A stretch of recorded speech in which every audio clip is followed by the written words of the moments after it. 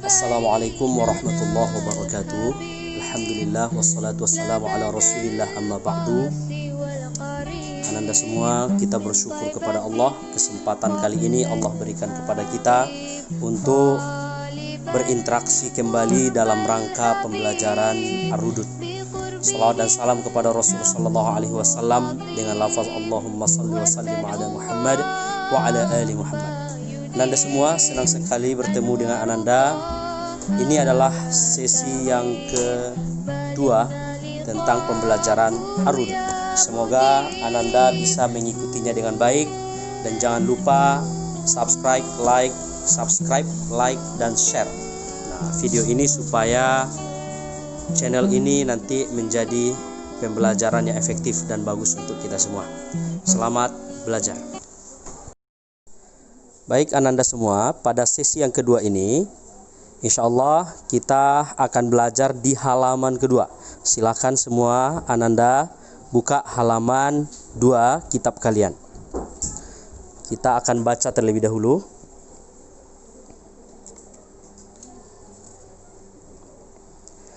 Ma ma'nal ibadati. Al-ibadatu ma'naha fi lughatil arabi hiya ghayatut tadhalluli kama qala al-imam al-lughawi Abul Qasim ar-Raghib al-Asbahani fi mufradatil Qur'ani. Hadha la yakunu illa Allah ta'ala. Qala al-imam al-mujtahid Taqiyuddin as-Subki wa huwa min kibari ulama'i ahli sunnati wal jama'ati. Kana qabla 700 sanatin fa kalimatul ibadati ma'naha nihayatut tadhalluli. Ba'duhum qalu aqsa ghayatil khushu'i wal khudu'i wal ma'na wahidun. Walakin lam yaqul ahadun min ulama'i ahli sunnati illa a'immatun fil fiqhi. Ustaz ulangi. Lam yaqul ahadun min ulama'i ahli sunnati la a'immatu fil fiqhi wala min a'immatin fil lughati wala fil hadithi ma ahadun qala al-ibadatu hiya mujarradut tawassuli hiya mujarradun nida'i ma qala ahadun 'ala al-itlaqi min a'immati ahli sunnati wal jama'ati haula'i alladhina 'arrafu ta'rif al-fasidi al-munharifi humul wahabiyyatu humul ladhina qalu hadha. Qalatil wahabiyyatu mujarradun nida'i huwa ibadatun li ghairillah. Idza qulta ya Rasulallahi al-wahabiyyatu taqulu anta abadta Rasulallahi. Amma qawlul muwahhidil muslimi ya Rasulullah laysa haraman wa laysa syirkan. Fattawassulu amrun masyru'un fil islami. Ar-rasulu huwa alladhi 'allama ashabahu at-tawassula was-sahabatu 'allimu man ba'daha at-tawassula kadzalika ar-rasulu 'allamana an naqula fi salatina assalamu 'alaika ayyuhan nabiyyu wa rahmatullahi wa barakatuh. Ma'nahu assalamu 'alaika ya nabiyallahi. Kaifa taqulul wahabiyyatu nida'ar rasuli ba'da wafatihi kufrun wa syirkun. Ma'nahu kafaral musallin. Baik Ananda, kita akan coba artikan. Ma ma'nal ibadati. Apakah makna ibadah? Al-ibadatu ma'naha fi lughatil arabi hiya ghayatut tadhalluli. Ibadah menurut bahasa Arab pengertiannya adalah perendahan diri di level tertinggi, sebagaimana yang diucapkan oleh imam ahli bahasa, yaitu Abul Qasim Raghib Al-Asbahani dalam kitabnya Mufradatul Quran. Menyembah itu tidak boleh kecuali hanya kepada Allah saja. Imam Mujtahid Taqiyuddin As-Subuki yang merupakan pembesar ulama Ahlus Sunnah wal Jamaah sebelum tahun 700 Hijriah, beliau mengartikan kata ibadah itu dengan makna nihayatut tadzallul, perendahan diri pada level yang paling tinggi, tak ada di atasnya lagi. Ba'duhum qalu, sebagian mereka berkata, tingkatan khusyuk yang paling rendah dan juga perendahan diri, maknanya itu sama. Akan tetapi tidak seorang pun ulama Ahlus Sunnah, ulama fikih, ulama bahasa, dan ulama ahli hadis yang mengatakan, tidak satupun di antara mereka mengatakan ibadah itu adalah semata-mata bertawassul. Maksudnya adalah ibadah itu semata-mata memanggil. Tidak satupun ulama Ahlus Sunnah wal Jamaah yang memberikan definisi yang buruk, yang membuat-buat atau mengarang-ngarang cerita. Namun yang membuat cerita pengarangan itu hanyalah orang-orang Wahabi, di mana mereka berkata, orang Wahabiyah berkata bahwasanya ibadah itu adalah mujarradun nida, semata-mata memanggil. Huwa ibadatul li ghairillah, ialah ibadah kepada selain Allah. Idza qulta ya Rasulullah, apabila engkau berkata ya Rasulullah, al-wahabiyyatu taqul, maka orang Wahabi menyatakan engkau abadta Rasulullah, engkau menyembah Rasulullah. Amma qaulul muwahhidil muslim, adapun ucapan seorang muslim yang bertauhid, ya Rasulullah, laisa haraman, hal itu tidaklah haram, walaisa syirkan, dan tidak pula dapat dikatakan syirik.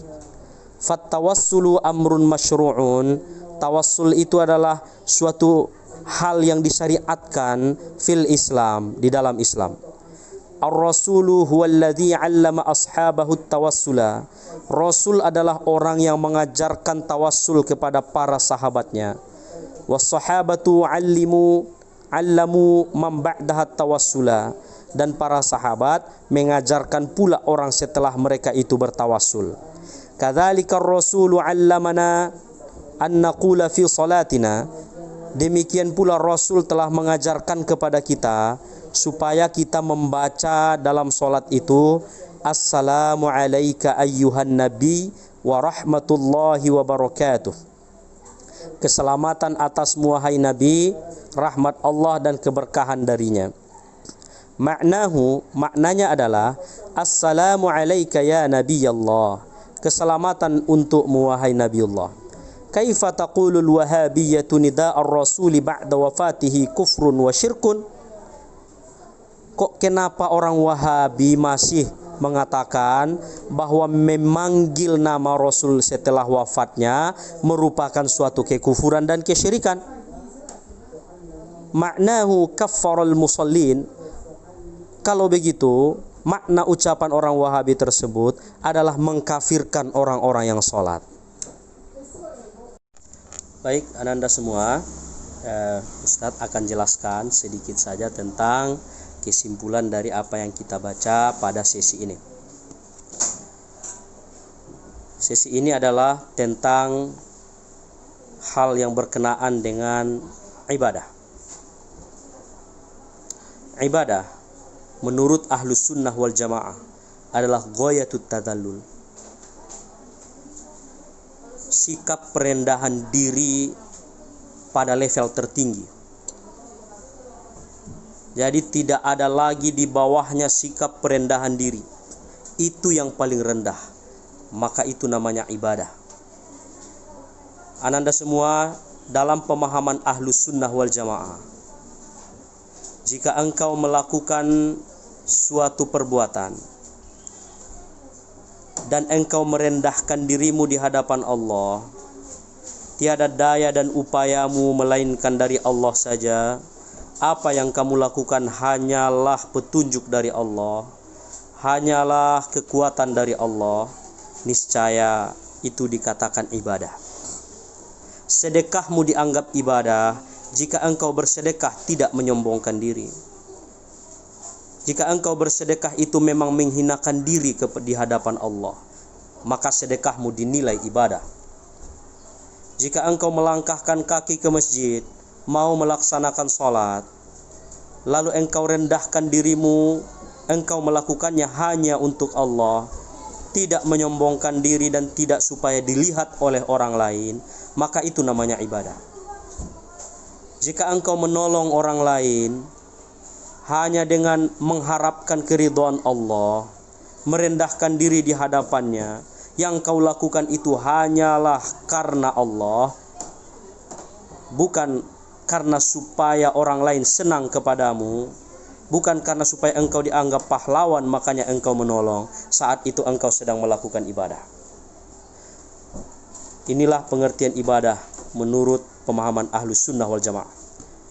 Hal ini senada dengan apa yang disampaikan oleh Abul Qasim Raghib al-Asbahani dan juga Taqiyuddin as-Subki. Mereka ini para pembesar Ahlus Sunnah wal Jamaah. Jadi tidak seorang pun ahli fikih, ahli tauhid, ahli akidah dalam lingkungan Ahlus Sunnah wal Jamaah yang mengatakan bahwa ibadah itu adalah mutlaqun nida, semata-mata memanggil. Tidak seorang pun ulama Ahlus Sunnah yang mengatakan seperti itu. Namun orang-orang Wahabi mereka menyalahfahami ibadah. Bagi mereka ibadah itu adalah mutlaqun nida, semata-mata memanggil. Kalau engkau mengatakan ya Allah, berarti engkau telah menyembah atau beribadah kepada Allah menurut orang Wahabi. Kalau engkau mengatakan ya Rasulullah, wahai Rasulullah, berarti engkau telah menyembah Rasulullah menurut orang Wahabi. Disinilah orang-orang Wahabi berdasarkan konsep ini, mereka mengharamkan memanggil nama Rasulullah, nama ulama-ulama, nama orang-orang atau para aulia Allah yang memiliki karamah setelah wafat mereka. Orang Wahabi mengharamkan hal tersebut karena pengertian ibadah menurut mereka adalah mutlaqun nida. Setiap engkau panggil orang yang sudah meninggal, bagi mereka engkau menyembah orang yang kau panggil. Berbeda dengan pemahaman Ahlus Sunnah wal Jamaah. Bagi pemahaman Ahlus Sunnah wal Jamaah, jika kita memanggil ya Rasulullah bukanlah syirik, bukanlah kufur itu. Kalau kita memanggil nama ulama kita, nama guru kita yang sudah meninggal, bukanlah bagian dari kesyirikan. Kenapa? Ada dasarnya. Rasul Shallallahu Alaihi Wasallam sendiri mengajarkan kepada para sahabatnya untuk melakukan tawassul. Tawassul itu artinya memanggil nama orang yang sudah meninggal dengan kata ya, wahai. Nabi mengajarkan itu kepada para sahabat.